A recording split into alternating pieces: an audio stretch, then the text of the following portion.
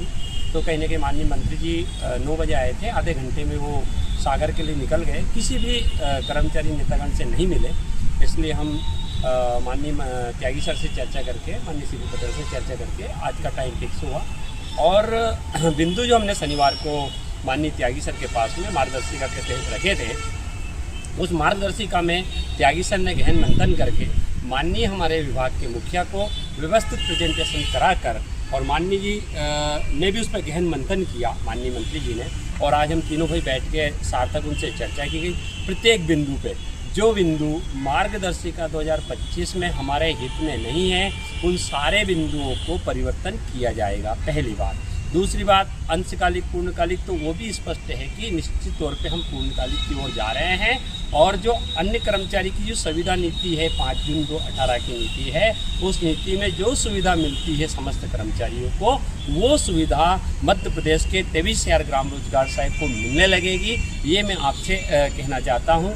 और मैं आपसे स्पष्ट कहना चाहता हूँ मध्य प्रदेश के भाइयों से कि मैं कभी अनगल बातें नहीं करता हूँ, चाहे आप मुझे अच्छा समझे बुरा समझे।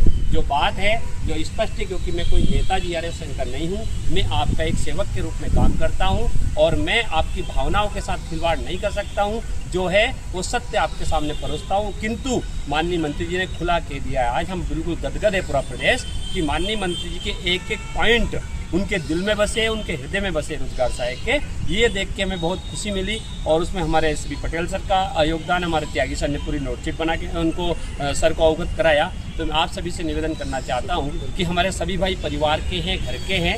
और निश्चित तौर पे जैसे कार्यक्रम की लेके भी किसी भाई के दिल में कि हमें मंच नहीं मिला, अगली बार ऐसी कोई त्रुटि नहीं होगी। हम चाहते हैं पूरे मध्य प्रदेश के भाई जिसकी जहाँ योग्यता है वहाँ आके खड़े रहे।